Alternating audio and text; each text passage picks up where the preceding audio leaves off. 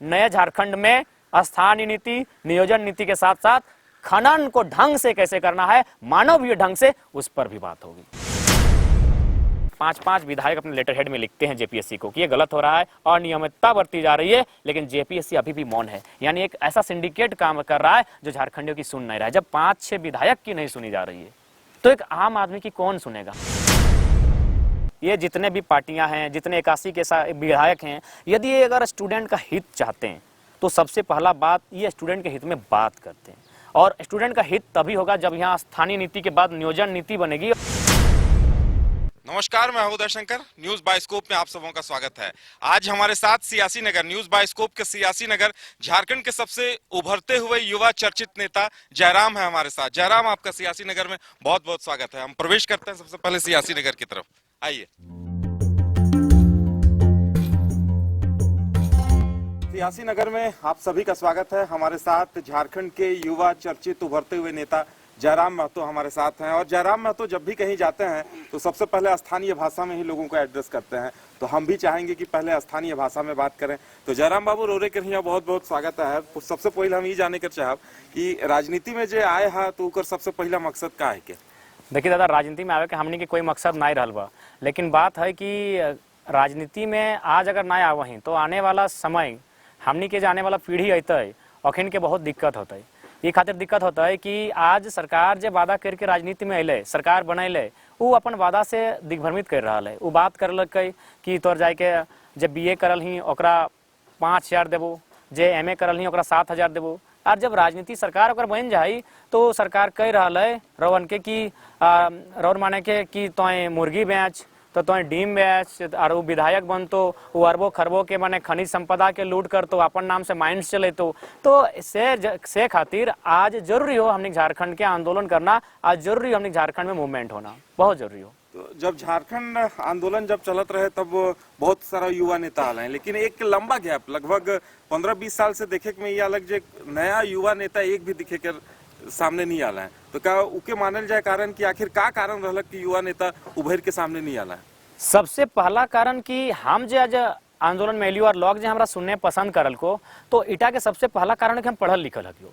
युवा लड़का एकर से पहले भी पढ़ल लिखल हो, हमनी से अच्छा पढ़ल लिखल हो, अच्छा कॉलेज यूनिवर्सिटी से डिग्री ले लो, लेकिन अखनी के अंदर इटा हलो कि हमनी के अपन नौकरी करना, अपन 2-4 कमाना और भैया अपन काम भय गेलो, छोड़ कोई टेंशन ले हो। तो हमें चूंकि शहीद के बेटा लगलियो, बचपन से हमारे अंदर एगो क्रोध हलो, हमारे बचपन से भगत सिंह के पढ़ल, हमारे अंदर एगो हलो कोना में कतनो पढ़बो लिखबो, लेकिन जब माटी के बात है तो जब माने अपन क्षेत्र के बात है तो भाई ओकरा लड़बो। एटे सबसे बड़ा समस्या लगा। पर लड़का हलो बहुत तेज हलो, अच्छा लिखे वाला, अच्छा कहानीकार हलो, अच्छा कलमकार हलो, लेकिन रीजन सबसे बड़ा एटे हलो कि अखनी के डर हलो अपन भविष्य के। हमरा अपन भविष्य के कोई डर ना हो, अपन माटी खातिर हम शहीद हो गेलियो तो हमरा कोई फर्क नहीं, हमरा कोई गुरेज ना हो। तो जयराम, जैसे जैसे रोरे मनकर लोकप्रियता बढ़त है, जहाँ जहाँ जात है लोग सुनत है, तो कई तरह के आरोप भी लागत है। कई बार बोलल जाते है कि बीजेपी कर फंडिंग है, आजसू कर फंडिंग है, तो कुछ मन कहना जेएमएम कर फंडिंग है कि राज्य में एगो नया विवाद पैदा करल जाते है। 1932 अरी एक जैसन 2000 के वक्त में जैसन सड़क पे ये हो रहे औसन फिर करे कर साजिश होता है। कई तरह कर बात सामने आते है। ये सब बात केवल अफवाह हो दादा, कि हमनी के इटा से कोई मतलब भी नहीं रहलो और ना रहतो। कारण कि इटा लड़ाई लगो मुद्दा के। आज ये आंदोलन के दौरान हम बहुत जगह गेलियो, हमने बहुत जगह देखलियो कि झारखंड में है की रहल हो। झारखंड में हर जगह जो यहाँ के स्थानीय लोग हो, अखिन के लगातार प्रताड़ित करल जा रहा हो, अखिन लगातार दुख में हो, संकट में हो। कोयलांचल से कोल्हान तक गेलियो, गोड्डा तक गेलियो, हर जगह यहाँ के लोग के जे अधिकार हो, जे ओकर नियोजन मिलना चाहे, ओकर स्थानीयता होना चाहे, ओकरा सारा नष्ट भय रहा। धीरे धीरे एक बहुत बड़ी आबादी अन्य राज्य के यहाँ के समावेश भय रहा, ओकरा रोके खातिर कोई प्लानिंग ना हो। जबकि हमनी के देश के चीफ जस्टिस ऑफ इंडिया के पूर्व में हलो एम हिदायतुल्लाह अखिन स्पष्ट कहल है कि राज्य अगर चाहे तो विकसित राज्यों के अतिक्रमण को रोकने के लिए और अपने राज्यों को आगे उत्थान बढ़ाने के लिए स्थानीयता को परिभाषित कर सकल है, लेकिन इटा नहीं करतो नहीं। काहे कि एखनी के राज से कोई मतलब ना हो, एखनी के केवल भावनाओं से खेलना हो। अगर मतलब रहतलो तो आज एखनी सबसे पहला काम अगर करतलो तो नियोजन नीति और स्थानीय नीति बनेतलो कि हियाँ के स्थानीय के लागो, जबकि गोटे भारत में हो गुजरात का कर लागो इटाली प्रमाण हो, नियम हो, महाराष्ट्र का कर लागो इटा प्रमाण हो कि मराठी के लगे, तमिलनाडु के निवासी के सबके प्रमाण हो, बिहारी के प्रमाण हो, बंगाली के प्रमाण हो, लेकिन झारखंडी के कोई मने प्रमाण ही ना हो, झारखंडी के कोई आधार ही ना हो कि झारखंडी के लागो। सभी झारखंडी कैसे बनते दादा, सभी के झारखंडी कैसे गिनिए? एक बात बता, हमनी के लगभग सरकारी आंकड़ा कह रहा हो कि झारखंड के 12 लाख मजदूर बाहर खटो, हमरा बुझाओ 20 लाख तक है पारी, क्योंकि बहुत सारा लोग आवे नहीं पार लो, बहुत सारा सरकारी लिस्ट में नहीं चढ़ पार लो, तो 20 लाख व्यक्ति झारखंड के बाहर राज्य में रह रहा हो कि अखिन के हुआ अन्य राज्य के दर्जा प्राप्त है न खाए। उठा तो छोड़ दी, 1947 से पहले अंग्रेज के समय जो झारखंड के लोग चाय बगान गेलो, आदिवासी हमरो समाज के लोग गेलो, ओखनी के ना असमी कहल जाओ ना ट्राइब कहल जाओ, ओखनी के नया नाम टी ट्राइब देला हो। ओखनी से लगातार बात हो क्योंकि हमारे समाज के लोग भी असम में हो, ओखनी के आज भी वहां संवैधानिक अधिकार नहीं मिलो, जबकि वो आजादी से पहले अंग्रेज के टाइम असम गेलो। तो जे आजादी के बाद 2000 के बाद करे ओखिन यदि यहाँ अलो तो अपन राज्य में भी अपन पहचान राखल हो, ओकरा यहाँ स्वीकार करल जाए जे यहाँ के भाषा सीख गेलो, जे यहाँ के पर्व त्योहार मनवे लगलो, जे यहाँ के खान पान रहन सहन सीख गेलो, यहाँ घुल मिल गेलो साफ भाषा में, ओकरा का झारखंडी गिनल जाए तो कोई आपत्ति ना हो। लेकिन जे अपन राज्य में भी दरवाजा खोल के रखल हो, छुट्टी हेलो वहाँ चल गेलो, फेर हेलो यहाँ रह गेलो, तो इटा असंवैधानिक लागो, इटा गैर कानूनी लागो, इटा रुकना चाहिए। हमारे पॉकेटवा में कागज बहुत इंपॉर्टेंट कागज उठा ले के लियो, जब सभी कहते रहो संविधान के बात करते रहो कि संविधान के कहीं रह सकलो, इटा गलत बात हो, अपनी आधा जानकारी हो।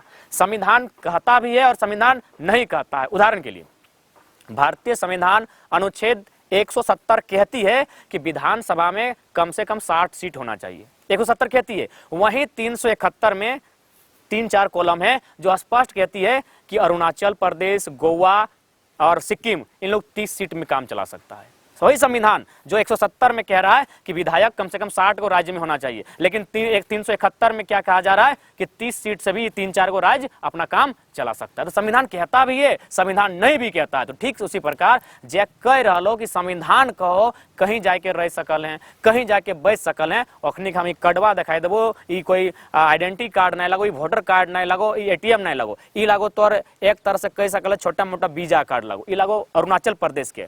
हमारे एगो दोस्त अरुणाचल प्रदेश गेल रहा लो, अब ओकरा की कर लो, सरकार वहाँ जो सिस्टम ओकरा पूछ लो कि कब अबे कब तक रहबे, वो दिलो कि 20 तारीख 7वां महीना के हम एंट्री करबो, 21 तारीख 8वां महीना, 1 महीना पे हम रिटर्न आ जाबो, वो लिख के दिलो। आज एकर जरूरत झारखंड के हो, ऐसने कुछ कानून के जरूरत झारखंड के हो, और नहीं तो फिर की है तो बताओ झारखंड क्या लागो, झारखंडी क्या लागो, यहाँ के भाषा, यहाँ के परंपरा, यहाँ के लोक नृत्य सब खत्म भई। तो क्योंकि अंदरूनी आंकड़ा कह रहा है, हमारा अधिकारी में बात कर लो कि 36,000 व्यक्ति प्रत्येक साल झारखंड में आए जाओ और बैस जाओ, हिये रह जाओ, वोटर ID बनाए लो, आधार कार्ड बनाए ले हो, यहाँ फर्जी सर्टिफिकेट बनाए के नौकरी करे लागो हो, इटा बहुत गलत बात आओ। तो से खातिर हमनी के लड़ाई बहुत संवैधानिक लड़ाई आओ, हमनी कहीं गलत नहीं हो। संविधान कह रहा हो जब एक देश में एगो राज्य के सुरक्षित करे खातिर ऐसा कानून हो, तो झारखंड खातिर भी कुछ ऐसा कानून बनना चाहे जो झारखंड के लोग, झारखंड के भाषा परंपरा सुरक्षित होते। तो हम 2 उदाहरण दिए चाहबो दादा। झारखंड में एगो असुरी जनजाति पावल जा, बहुत पुराना जनजाति, बहुत पुराना आदिम काल में। आज वो जनजाति हमारा बुझा लगभग खत्म भई गेलो, और भाषा पहले खत्म भेलो। तो एगो बिरहोरी जनजाति हो, कुछ दिन में सरकारी आंकड़ा खुद कह रहा कि बिरहोरी जनजाति आने वाला 10-20 साल में खत्म भई जेतो, बिरहोरी भाषा खत्म भई गेला हो, अखनी अपन भाषा खत्म हो चुकल हो, वह जनजाति खत्म भई जेतो। तो ठीक उसी प्रकार मैंने दुनिया और भारत और राज्य सरकार क्या चाहती है कि झारखंड के लोगों को धीरे धीरे सर मिटा देना है, एक जनजाति के बाद दूसरी, दूसरी के बाद तीसरी, और एक दिन मैंने यहाँ फिर बाहरी लोग स्थापित करना है। अगर यही बात है तो हम सीधा संदेश देंगे, हम लोग को आंदोलन नहीं करना है, हम लोग को भी पढ़ने दीजिए, भारत की सीमाओं को एक समान कर दीजिए, कोई लाइन नहीं रहेगी, ना डुरंड रेखा रहेगी, ना रेड क्लिप रेखा रहेगी, ना मैकमोहन रेखा रहेगी, सभी देशों को एक कर दीजिए। एक किसान एक मजदूर कहीं जाके मजदूरी करे। यदि सीमा रहेगी तो फिर बंगाल और बिहार और उड़ीसा के बीच भी झारखंड की सीमा रहेगी, और वो सीमा अन्य राज्यों के लोगों को जो अवैध तरीके से घुसपैठ करके आते हैं उन्हें रोकना होगा, और नहीं तो एक समान कीजिए। पूरा हिंदुस्तान एक, कन्याकुमारी से कश्मीर तक एक ही कानून रहेगा, एक ही सीमा रहेगी। कोई कहीं जाके नौकरी कर सकता है, कोई कहीं रह सकता है, कहीं जमीन खरीद सकता है, नहीं तो फिर झारखंड में भी ये आपको मानना होगा। हम लोग गलत नहीं है दादा। जयराम, झारखंड के जो राजनीतिक दल हैं इन मुद्दों को लेकर आते हैं, लेकिन इन मुद्दों को लेकर आते हैं और भूल भी जाते हैं। जो सत्ताधारी पार्टी है वो भी अपने एजेंडे में इसे रखती है, लेकिन सत्ता आने के बाद भूल जाती है। इसी तरह से दूसरे राजनीतिक दलों की का भी यही फितरत रही है। आखिर क्या वजह है इसके पीछे, क्या लगता है आपको? इसके पीछे सबसे बड़ी वजह जो है यहाँ की खनिज संपदा। एक मनुष्य सबसे ज्यादा क्रूर अगर इस दुनिया में है, किसी ने किसी के एक मनुष्य को सताया है तो एक मनुष्य ने ही सताया है। तो ये लोग मनुष्य होने के नाते नाते लोभी भी हैं। इन्हें पद, पावर, प्रतिष्ठा, पैसा केवल और केवल अपने परिवार के लिए चाहिए। इसीलिए इन्हें अगर वास्तव में ये जितने भी पार्टियां हैं, जितने 81 के विधायक हैं, यदि ये अगर स्टूडेंट का हित चाहते हैं तो सबसे पहला बात ये स्टूडेंट के हित में बात करते हैं। और स्टूडेंट का हित तभी होगा जब यहाँ स्थानीय नीति के बाद नियोजन नीति बनेगी, और नहीं तो आपको मैं आंकड़ा दिखाना चाहूँगा क्या नुकसान होगा। नौकरियों में आपको जाति आवासीय लगता है तो सभी जानते हैं। यहाँ देखिए, एक हमारी टीम लगातार सर्च कर रही है और हम लोग अपने अभियान पर हैं। एक व्यक्ति हैं जो सरायकेला से इनका जाति है, सरायकेला खरसावां में इनका जाति बनता है। उसी व्यक्ति का जाति आपका मुंगेर जिला में भी है, लेकिन हम तो इतना जानते हैं मुंगेर कहाँ है ये हमको नहीं मालूम है, लेकिन ये झारखंड में नहीं है। तो असंवैधानिक, गैर कानूनी यदि कोई है तो भाई ये देखिए कागज है। 2 राज्यों में आप जाति आवासीय नहीं बना सकते हैं। और भी आपके बहुत इंपॉर्टेंट है, इसको भी आप देख सकते हैं। एक है आपकी कुमारी दीप प्रेरणा, इनका घर हुआ हजारीबाग। इन्होंने जेपीएससी का फॉर्म भरा था, फॉर्म भरने के बाद एग्जाम को लिखा, एग्जाम को लिखने के बाद एग्जाम को पास किया, इंटरव्यू तक गया BC1 से। सीट खाली था BC1 का, यानी BC1 के सीट में अगर किसी को नौकरी मिलेगी तो BC1 को मिलेगी। यहाँ तक ठीक था, वो आश्वस्त था कि ये नौकरी कुमारी दीप प्रेरणा को ही जाएगा। लेकिन एकाएक क्या होता है, एक पटना की किसी लड़की को उठा प्रमोट किया जाता है, लेकिन ताज्जुब की बात है वो BC2 की थी। फॉर्म वो BC2 में भरती है, वो एग्जाम BC2 में लिखती है, और इंटरव्यू में पता नहीं कौन सा जादू का छड़ी घूमता है, वो BC1 बन जाती है। तो इसीलिए आज लड़ाई भी इसीलिए जरूरी है, और नियोजन नीति, स्थानीय नीति के साथ साथ नियोजन नीति भी इसीलिए जरूरी है कि जेपीएससी जैसे इतने बड़े मामले में इतना बड़ा घोटाला तो जेपीएससी में सदियों रहा है, लेकिन एक मामला हम लिखित के साथ लेकर आए हैं, इसीलिए हम इस पर सीना ठोक के कह रहे हैं। और ताज्जुब की बात है, इस पर आपका विधानसभा में जयप्रकाश भाई पटेल जो तारांकित प्रश्न होता है उस पर प्रश्न लगाते हैं, उस पर उत्तर आता है। वो तो है 5-5 विधायक अपने लेटर हेड में लिखते हैं जेपीएससी को कि ये गलत हो रहा है और नियमितता बरती जा रही है, लेकिन जेपीएससी अभी भी मौन है। यानी एक ऐसा सिंडिकेट काम कर रहा है जो झारखंडियों की सुन नहीं रहा है। जब 5-6 विधायक की नहीं सुनी जा रही है तो एक आम आदमी की कौन सुनेगा? हम किसको सुनाएं इसीलिए रोते हैं, गीत है ना, किसको सुनाएं कौन सुनेगा इसीलिए चुप चुप के रोते हैं। वही हाल झारखंडी का होने वाला है। इन्हीं के सामने नहीं लड़ते हैं, नीति नियम अगर लड़के अपने हक में नहीं बनाते हैं तो इनके सामने रोने के सिवा कुछ नहीं मिलेगा। बिल्कुल जयराम, एक सवाल है हमारा, आप जिन मुद्दों को उठा रहे हैं, जिस तरह से आंदोलन कर रहे हैं, और भी कई नेता ऐसे आए, कभी कभी वो विधायक बन गए, कभी कभी मंत्री बनने का तक मौका मिल गया, लेकिन उसके बाद इन बातों को भूल गए। तो आम जनता कैसे विश्वास करे कि जयराम जो बोल रहे हैं उस पर वो खरा उतरेंगे? आम जनता विश्वास कर रही है, इसीलिए वो मेरे साथ जुड़ रही है। और मैं आपको चैनल के माध्यम से तमाम झारखंडियों को आश्वस्त करना चाहूँगा, मैं एक शहीद पिता का पुत्र हूँ। मैं एक छोटा सा घटना अपने पिताजी का सुना दूँ। किसी आंदोलन में उनके सर पे चोट लगा था, उनका खून बहा था। जब वो घर आते हैं तो मेरी जो दादी थी उन्होंने मना किया, गांव को जमा किया 4-5 लोगों को कि इसको बोल दो कि आंदोलन ऐसे नहीं करना, इसका भी परिवार है। मेरे पिताजी ने बहते हुए रक्त के साथ एक ही लाइन कहा था कि हम रहें या ना रहें, हमारे विनोद बाबू, जो कुलांचल विनोद बाबू का सब उन्हीं को मानते हैं पहले, कि विनोद बाबू के सपनों का झारखंड बनना चाहिए। उन्होंने एक ही लाइन कहा था। और अंत में मेरे पिताजी का उस घटना के काफ़ी कुछ दिन बाद ही शहादत हो गया, उनका शहीदी हो गया। तो इसलिए मैं भी एक शहीद पिता का पुत्र हूँ, चाहे जो भी परिणाम हो। ऊपर से मैं PhD किया हूँ। अगर लोगों को, अगर मुझे जरा सा भी कुछ महत्वाकांक्षा होती तो मैं एक अच्छा खासा PhD करने के बाद प्रोफेसर की ओर रुख करता हूँ। एक सम्मानित जगह है आज के डेट में पढ़ा लिखा। यही सवाल, मैं बहुत बढ़िया बात आपने छेड़ा है। आज के डेट में पूरे हिंदुस्तान की बात, भारत की बात की, झारखंड की राजनीति अगर इसीलिए दूषित हो रही है कि पढ़ने लिखने वाले राजनीति को गलत मानते हैं। पढ़ा लिखा छात्र राजनीति में आना नहीं चाहता है। वो सोचता है कि राजनीति दागदार है, राजनीति दलदल है, राजनीति मैली जगह है। इसलिए आज देश की ये दुर्दशा है और राज्य की भी ये दुर्दशा है। तो मैं एक पढ़ा लिखा हूँ, मैं भी एक व्हाइट कॉलर को चुनता, मैं एक प्रोफेसर को चुनता, मैं इस दलदल में नहीं आता। लेकिन आने का कारण यही है कि मैं शहीद का बेटा हूँ। बचपन से मैंने अंधेरी रातों में अपने आप से बहुत प्रश्न किया है कि इतना दुख दुनिया में क्यों है, सभी इंसान है, फिर लोग क्या करते। कभी कभी मैं तो ईश्वर पर भी प्रश्न करता हूँ, उसका पता नहीं कौन मेरे सवाल का उत्तर देगा। और पता नहीं, मैं एक बात कह देना चाहता हूँ कि इसके बाद हो सके मुझे अगर लोग कोई धर्म विरोधी कहे दुख नहीं, लेकिन मेरे मन में एक दिन सवाल आया कि लोग कहते हैं कि संसार का निर्माण ईश्वर ने किया है, और लोग ये भी कहते हैं कि ईश्वर दयावान है। दोनों नहीं हो सकता है। यदि संसार को ईश्वर, ये मैं अपना थॉट्स बता रहा हूँ कि मैं जब देश के और राज्य के बारे में सोचता हूँ तो इस तरह के थॉट्स आते हैं कि यदि ईश्वर दयावान है और निर्माण भी उसने किया है तो वो शेर और हिरण को नहीं बनाता। वो उसने निर्माण किया है, ये हो सकता है, लेकिन फिर वो दयावान नहीं हो सकता है, क्योंकि शेर और हिरण को तो नहीं बनना चाहिए, एक तो खाएगा दूसरे को। ये मेरे सवाल है, अगर कोई दे देता है तो मैं अब रातों को जगूंगा नहीं, कुछ सवाल का मेरा उत्तर मिल जाएगा। तो इस तरह रातों को काफी सोचता हूँ, कभी कभी एकांत में आंखों से ऑटोमेटिकली आंसू आते हैं कि भाई ऐसा क्यों है, जब सबका अपना अपना इतना सुंदर जमी पानी है तो अपने लोग, एक व्यक्ति काहे अरबों खरबों कमाता है, जबकि धन का तीन ही गति होता है, या तो उपयोग कीजिए, या तो दान कीजिए, या तो नष्ट हो जाएगा। सिकंदर खाली हाथ गया। ये लोग क्या चाहते हैं, क्यों दूसरे के अधिकार को छीन रहे हैं, क्यों चंद लोगों को मुट्ठी भर बनाने के लिए यहाँ जादूगोड़ा जैसे यूरेनियम प्लांट चला रहे हैं, इनको बंद कर दीजिए। देखिए इस किताब में मैं आज फैक्ट के साथ बात करने आया हूँ। जादूगोड़ा यूरेनियम में 7 गाँव का सर्वे रिपोर्ट है, वहाँ महिलाएं यौन क्षमता को खो चुकी हैं, जबकि स्पष्ट है दुनिया को बने रहने के लिए 2 चीज चाहिए, एक भोजन, दूसरा यौन। कपड़ा रहे के साथ साथ माएँ भी बंजर बिल्कुल होती जा रही हैं। बिल्कुल, कोख भी बंजर माँ हो की रही है। कोख भी बंजर हो रही है, धरती तो बंजर हो रही है, इनके उत्खनन से और खनन से माँ की कोख भी बंजर हो रही है। कैसे सृष्टि का निर्माण होगा?